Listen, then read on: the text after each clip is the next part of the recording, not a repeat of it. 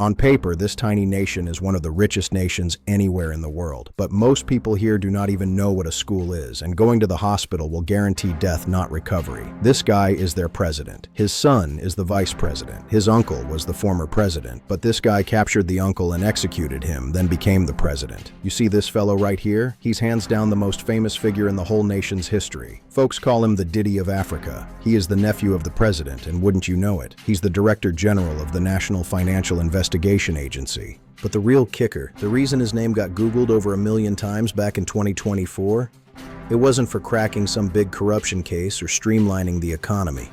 Nah. It was because more than 400 videos leaked out showing him in very intimate situations with hundreds of women. Now hold your horses. Don't go thinking that's the punchline. It spirals way downward from there, like a bad dream you can't wake up from. Those tapes? They weren't just any old scandals. We're talking hardcore stuff, including clips of him with the president's own sister, which basically means he did it with his auntie and recorded it too. He also got involved with the wife of the police chief. And don't even get me started on the wives and daughters of several top ministers. Yeah, he went there too. Almost all the top officials got their wives or daughters serviced by the legend himself. But to give the guy a sliver of credit, every single one of those women looked like they were having the time of their lives. At least that is what I saw in the videos, which I watched for science only. So, who knows? Maybe he's just got that magnetic charm, the most irresistible dude in the whole country. Makes you wonder, doesn't it?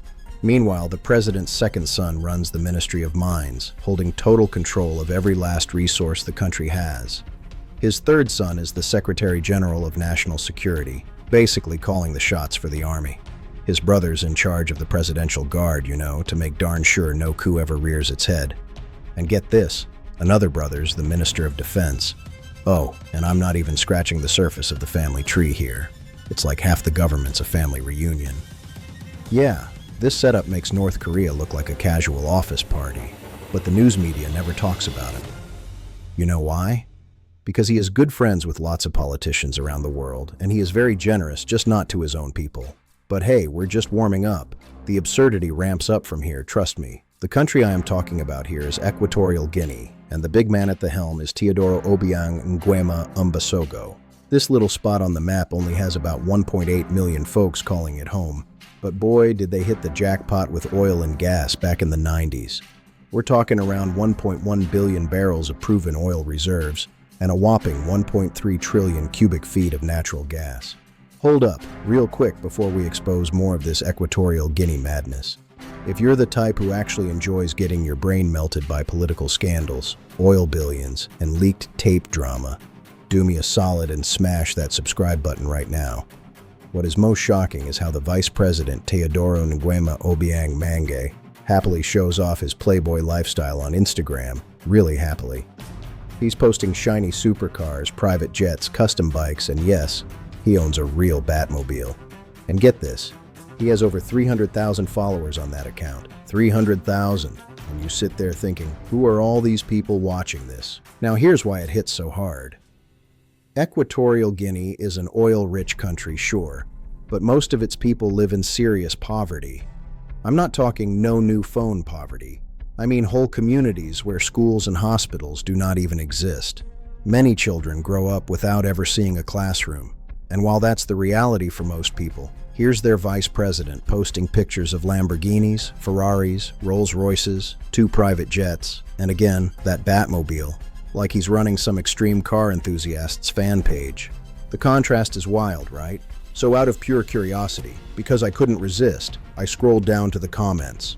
And guess what? I expected anger. I expected people calling him out, telling him to check his priorities. Instead, it's mostly praise, compliments, emojis, influencers, and Instagram baddies fighting for his attention like it's some glamour competition. No flames, no frustration, just admiration.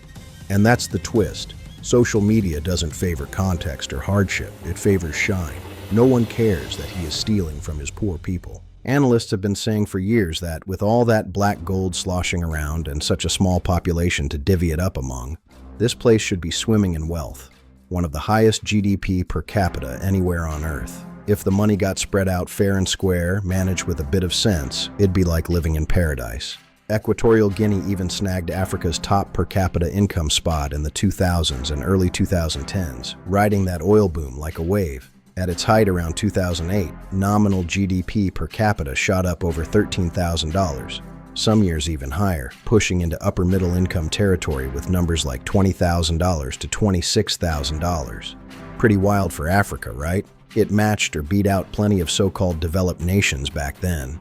That surge, all thanks to oil output exploding, from a measly 81,000 barrels a day in '98 to over 400,000 by 2004.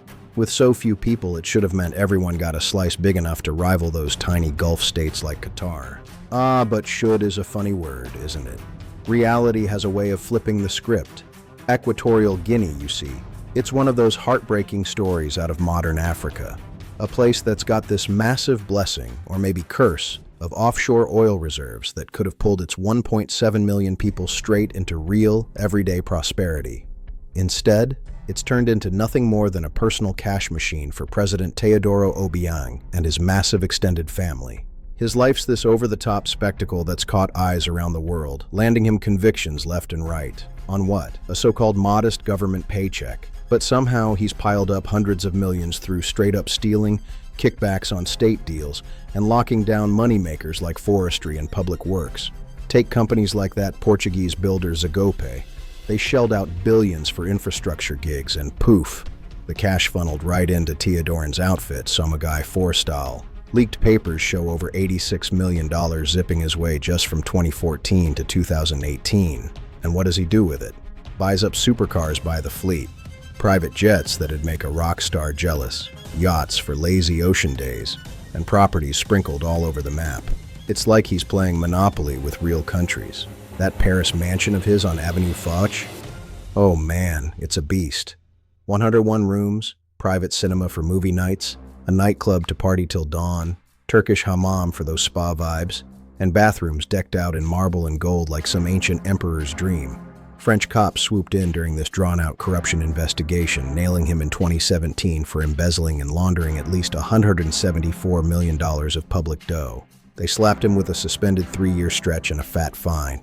Then, in 2025, the International Court of Justice shut down Equatorial Guinea's last-ditch effort to snag it back, claiming diplomatic immunity or whatever. Nah, they said, France can sell it off. Who benefits? Probably the French treasury more than the poor souls back home who got robbed blind to buy it in the first place. And it didn't stop there. The US made him cough up over $30 million in 2014, including a swanky Malibu pad, a Ferrari, and even Michael Jackson stuff, like that crystal glove memorabilia. Switzerland jumped in too, auctioning off 25 luxury rides, Bugattis, Lambos, Bentleys, for about $27 million. The plan was to send that back for social programs in Equatorial Guinea. But you know how these things go. Slow as molasses, and not always crystal clear where it lands. The rest of the family, they're all dipping in too, like it's a never-ending buffet. The president's wife, Constancia Menge Nsue Okomo, she's tied to these shady real estate grabs and pulling strings behind the scenes. Brothers, nephews, they're parked in security gigs and minister spots, rigging contracts and siphoning off revenues like pros. Back in '79, when Obiang staged that coup against his uncle, yeah, the same uncle who was president before, Francisco Macias Nguema, it was sold as liberation from a tyrant. Macias was brutal, no doubt. Executions, forced labor, the works. Obiang promised change, democracy, all that jazz. And for a hot minute, with oil discoveries lighting up the 90s, it seemed like maybe things were turning. Investments poured in, GDP skyrocketed. But you know, power corrupts, or maybe it just reveals what's already there. By the 2000s, it was clear. This was family first, country, well, somewhere down the list. I mean, can you imagine? A coup to oust a dictator, only to install a dynasty that's arguably slicker at the game. Obiang's 82 now. Succession looms with Teodoran eyeing the throne. Will it shift? History says nah. But hey, stranger things happen. What do you think? Could pressure mount? Anyway, that's the gist, raw and real. If this video got you hooked like a bad Netflix binge, hit subscribe before the next bombshell drops, and comment your hottest take. See you next time.